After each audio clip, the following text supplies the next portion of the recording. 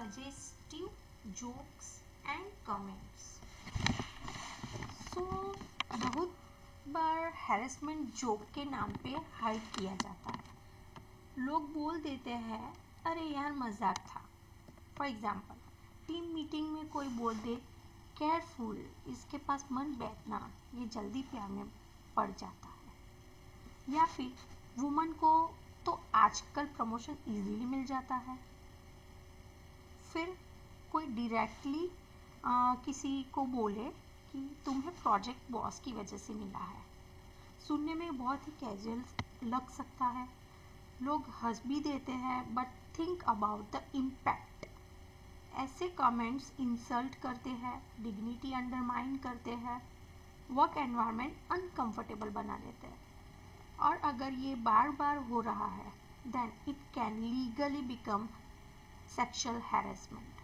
हर joke funny नहीं होता, some jokes damage reputation, so उसको भी हम सेक्सुअल हैरेसमेंट में कंसिडर कर सकते हैं एंड कंप्लेन कर सकती है वो जो अग्राइव्ड वुमन है वो।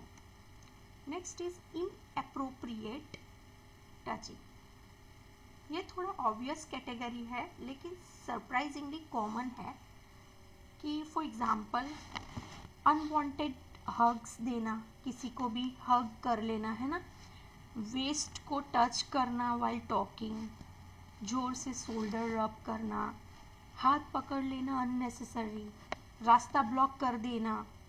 अब कोई बोले कि मैं तो सबको हग करता हूँ, दैट डज नॉट मैटर। अगर एक भी एम्प्लॉय अनकंफर्टेबल फील करता है दैट इज इनफ। याद रखिए इंटेंट से ज़्यादा इम्पैक्ट इम्पॉर्टेंट है। आपका इंटेंशन फ्रेंडली हो सकता है बट अगर सामने वाला अनकंफर्टेबल है इट कैन बी हैरेसमेंट। वो पॉश एक्ट में एलिजिबल है हैरेसमेंट की कंप्लेन करने के लिए, है ना। So next is quid pro quo harassment. So ये एक सीरियस कैटेगरी है। सिंपल मतलब क्यूट प्रो क्यो का है दिस फॉर दैट। पता चल रहा है, this for that, that is manager जो है वो बोलता है if you cooperate with me your appraisal will be excellent. या इनडायरेक्टली बोलता है कि थोड़ा फ्रेंडली रहो, कन्फर्मेशन स्मूथ हो जाएगा। चाहे फिजिकल कुछ भी ना हुआ है इसमें, है ना, सिर्फ ऐसा सजेशन भी हैरेसमेंट हो सकता है। क्यों ऐसा हो सकता है? क्योंकि बिकॉज यहाँ पावर का मिसयूज हो रहा है। पोजीशन जो है तो पोजीशन का एक प्रेशर क्रिएट हो रहा है ना। तो इस टाइम पे वुमन जो है वो कह सकती है कि मुझे सेक्सुअली हैरेसमेंट फील हो रहा है because this is un unwelcomed behaviour from the manager. Okay, next is hostile work environment. ये थोड़ा सब्टल होता है, धीरे धीरे एनवायरनमेंट टॉक्सिक बन जाता है। फॉर एग्जाम्पल रोज़ अपीयरेंस पे कमेंट करना, है ना, कि भाई आपका जो भी अपीयरेंस है, बॉडी स्ट्रक्चर है, तो उस पर कोई कमेंट करता है ना। कैरेक्टर पे रूमर्स लगाता है, कुछ भी बोलता है आपके कैरेक्टर के बारे में, है ना। एडवांस रिजेक्ट करने के बाद मीटिंग से एक्सक्लूड करना, है ना, गॉसिप स्प्रेड करना। फॉर एग्जाम्पल मैनेजर बोलता रहता है कि you should smile more, you look attractive when you smile. She clearly says please don't comment on my appearance. फिर भी वो रिपीट करता है ना। ये हैरेसमेंट हो सकता है बिकॉज बिहेवियर रिपीटेड है, क्लियरली अनवेलकम है, वर्क एनवायरनमेंट इम्पैक्ट हो रहा है। सो ये जो तीन कंडीशन है वो एक पॉश एक्ट की डेफिनेशन में अनवेलकम्ड बिहेवियर में आती है ना। Now important legal principles. अब 3 इम्पॉर्टेंट लीगल पॉइंट्स समझिए। फर्स्ट इज इंटेंशन मैटर नहीं करता, है ना। मोस्ट कॉमन डिफेंस क्या होता है, मेरा वो मतलब नहीं था, है ना। बट लॉ ये नहीं देखता आप क्या सोच रहे थे, लॉ देखता है सामने वाले पे क्या इम्पैक्ट हुआ। अगर ह्यूमिलिएशन है, एम्बैरेसमेंट है या डिस्कम्फर्ट क्रिएट हुआ, that is relevant. Impact matters. Simple question पूछिए, क्या कंडक्ट से फियर क्रिएट हुआ। आपका कुछ भी आपने किया उससे किसी को हैरेसमेंट हुआ, हॉस्टाइल वर्क एनवायरनमेंट बना, करियर डिसएडवांटेज हुआ, impact on the aggrieved woman is the central focus point for this sexual harassment. And the third principle is consent matters.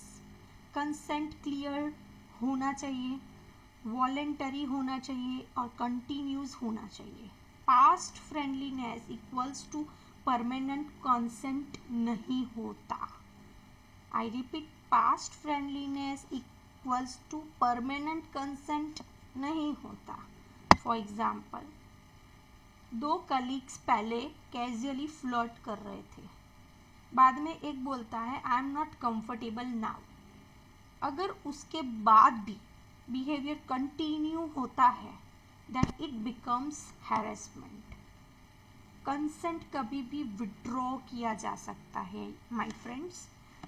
ऐसा नहीं है कि पहले भाई कोई अफेयर था और फिर अचानक से 2 में से एक ने बोला कि I am not comfortable now, just break it up, तो दूसरा फोर्स नहीं कर सकता है ना, क्योंकि कंसेंट कभी भी विड्रॉ किया जा सकता है। और फिर सामने वाला नहीं समझेगा तो उस पर सेक्सुअल हैरेसमेंट का केस कर सकती है वुमन, है ना। अभी थोड़ा ग्रे एरियाज के बारे में हम बात करेंगे। अब थोड़ा कंफ्यूजिंग सिचुएशन डिस्कस करते हैं। कॉम्प्लीमेंट मतलब हैरेसमेंट है। For example, you look nice today, एक respectful one time compliment, usually no, वो हैरेसमेंट नहीं है। बट अगर daily body, lips, figure, dressing पे कमेंट हो रहे हैं देन प्रॉब्लम शुरू होती है। Frequency plus tone plus context matters. Mutual relationship का क्या, अगर 2 एम्प्लॉय कॉन्सेंशुअल रिलेशनशिप में है, इनिशियली पॉश इश्यू नहीं होता। कंसेंशुअल रिलेशनशिप, दोनों की साइड से कॉन्सेंट है, दोनों बहुत ही हैप्पीली एक दूसरे के साथ रिलेशनशिप रखता है। बट ब्रेकअप के बाद थ्रेटनिंग, है ना, कोई थ्रेट देना वुमन को, रूमर स्प्रेड करना उसके बारे में, अनवांटेड मैसेजेस भेजना, देन इट बिकम्स हैरेसमेंट, है ना। विटनेस नहीं है तो harassment of fun private space में ही होता है। इसका मतलब कंप्लेंट इनवैलिड नहीं हो जाती, इंक्वायरी रिले करती है। Messages, emails, behaviour pattern, circumstantial evidence, witness statements, direct witness होना मैंडेटरी नहीं है। प्रैक्टिकल एक सिनारियो देखते हैं हम लोग। फॉर एग्जाम्पल, नेहा मार्केटिंग में काम करती है ना। सीनियर बार बार बुलाता है, you should dress more attractively for client meetings. Neha clearly बोलती है I am comfortable with my dressing, फिर भी वो टीम के सामने रिपीट करता है लेटर प्राइवेट में बोलता है if you are more friendly I can mentor you closely. अब नेहा एंजियस फील करने लगती है, ऑफिस आने का मन नहीं करता है। ये हैरेसमेंट हो सकता है बिकॉज रिपीटेशन है, पर्सनल अंडरटोन है, पावर इम्बैलेंस है, बिहेवियर अनवेलकम है और मेंटल वेलबींग इम्पेक्ट हो रहा है नेहा का because of that particular tracing वाला एडवाइस जो रिपीटेडली उसका जो भी पर्टिकुलर सीनियर है वो दे रहा है ना। सो 3 गोल्डन रूल्स याद रखने हैं कि unwelcome behaviour, impact over intentions and consent is essential. Sexual harassment हमेशा ड्रामेटिक नहीं होता है, often it is subtle, repeated, power driven. Awareness से ही एस्केलेशंस रुकता है। सो नेक्स्ट सेशन में हम डिस्कस करेंगे कौन कौन पॉश के अंदर कवर्ड है, employees, interns, consultants, work from home staff और उनके राइट्स क्या है। मेरे अपकमिंग पॉश सर्टिफिकेशन कोर्स में मैं इंक्लूड करूँगी real case stimulations, inquiry process training, RC documentation practice, role plays, judgement return practices.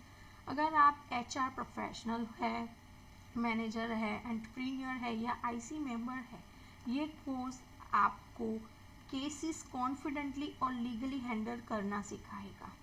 Thank you for watching, see you in the next